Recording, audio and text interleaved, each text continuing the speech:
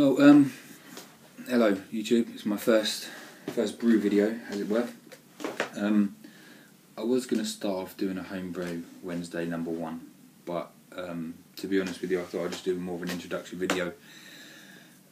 Try a beer which I brewed, which I haven't. Well, I have tried, but I haven't actually reviewed it properly. And then talk about the brew that I was going to make just after Christmas, and what you lot thought about yeasts, because I was going to use a weird yeast for souring. It's going to be a sour. So yeah, so let's get on with it. This is my wit beer, brewed out of the Bible, Greg Hughes Bible. Exactly the same, except for the yeast I changed.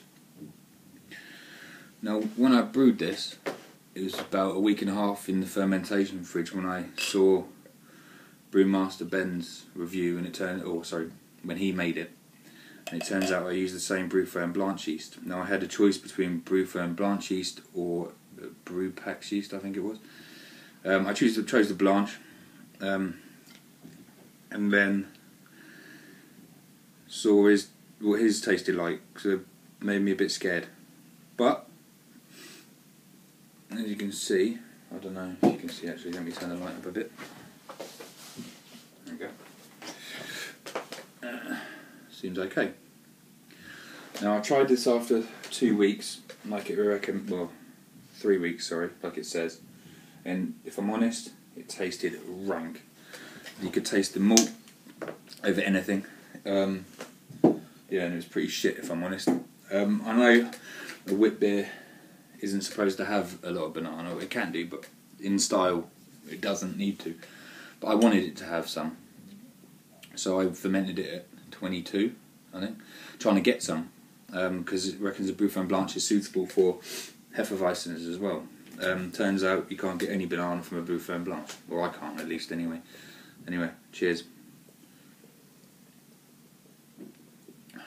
Making a mess. Okay, well, this is coming up to 2 months in the bottle now, isn't it? And I must say, it is really, really drinkable. Now, I don't know about anyone else that's brewed a wit beer from the Bible using Brewfern Blanche, but the difference between that and 3 weeks in the bottle is massive. Good colour, good haze, see that?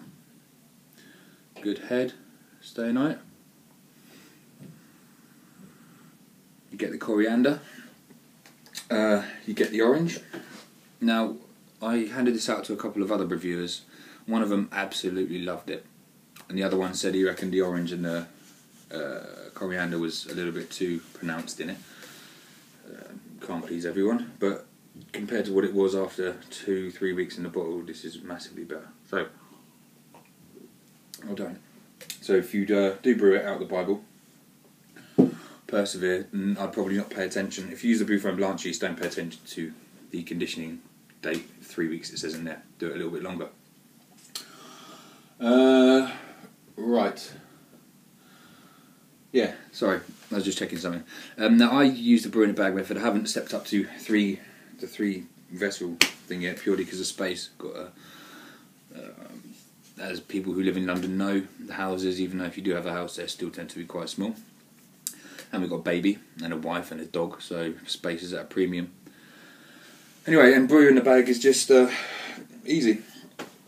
In what I've got bottled already, I've got Porter, which Brewmaster Ben reviewed, and I've given out to a couple of others. It's on UK Homebrew WordPress blog, I believe.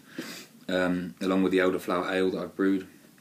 Conditioning at the moment, I have a triple, which has been 2.5 months, so that will be out to review soon for people that I'm going to send out to. And an ESB clone, which I've got a few people earmarked for that. And hopefully they'll do side-by-side comparison or something. I haven't actually tried it yet, but the trial jar smelt and tasted beautiful, so we'll see.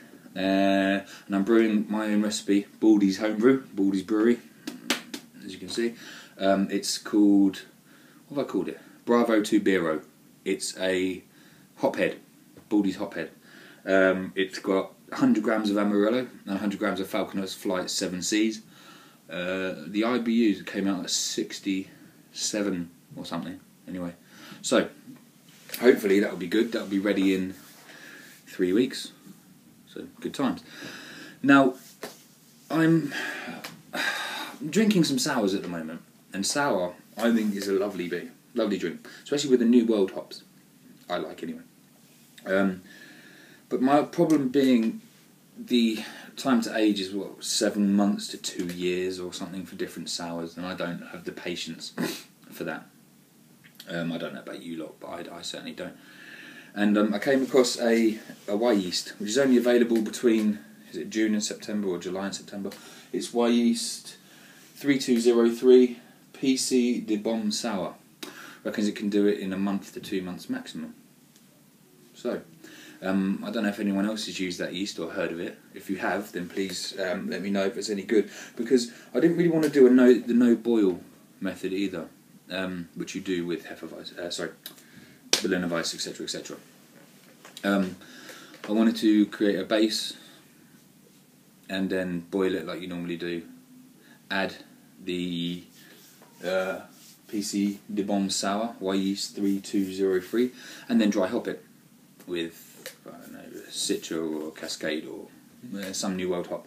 Anyway, but you have to do you can't put any air in it, as far as I know. So when you go from your boil pot to the fermenter, no air, chuck it in, and you have to aerate it 3 times during fermentation or every few days. Now, how do you do that? You stir it, or do you flap the lid at it, or what? I've heard someone doing the lid flappy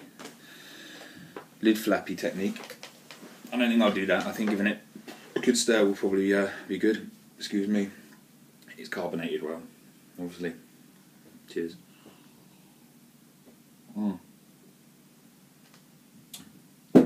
Yeah, so that's what I'm planning to do next.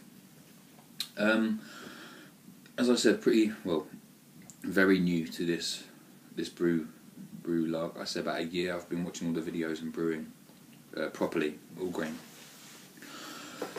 Now I know recently there's been a lot of things going on in the brew tube world, especially with Time for Another One. Now unfortunately I didn't really watch too many of his videos until after his passing. But one thing did get me throughout this horrible moment in time is I was amazed to see how people from all over the world came together. So that'd be from Great Britain, from New Zealand, from SJ Paul and all those guys in America, and Denmark, Sweden, wherever else it may be. It's just people from all over the world coming together. And I thought that was such an amazing place to be. I mean, you don't really get too many communities like that, you know, and yeah. I mean, it makes you quite proud to be a homebrewer, if that makes sense, and to be involved in this. Just seeing how tight knit everyone is, and how much everyone else wants to help, or whatever. Everyone's there with advice. Anyway, so this is just a really quick one, just to introduce myself. I'm Adam, and I'll catch up with you soon and do a homebrew Wednesday, my first one. Yeah, and hopefully you find it interesting. And if you don't, then just skip past me. But if you do, then subscribe. Where are we on the screen? Just down there, I believe. And yeah, and I'll hopefully not be stuck in the living room with the baby or taking all over rooms. I can actually go and do some brews and record some brews for you, share some recipes, and hopefully have a laugh with you. I mean, I've got a bit of a headache today because he hasn't been sleeping well, and we had a staff party the other day, so massive hangover still. But hopefully I'll be more switched on for the next one. Sorry for the jump cut. I forgot to say one thing which is really important for me, which is really insensitive, is obviously I'm watching Paul's videos now, and it looks like, well, he was an amazing person. I mean, look at his brewery, I mean, everything. From what I read about him and everything else, he helped everyone, left comments with everyone, tried to help people along, encouraged everyone. I wish I'd got around to seeing him sooner. Anyway, I just thought it'd be respectful, obviously, to say cheers.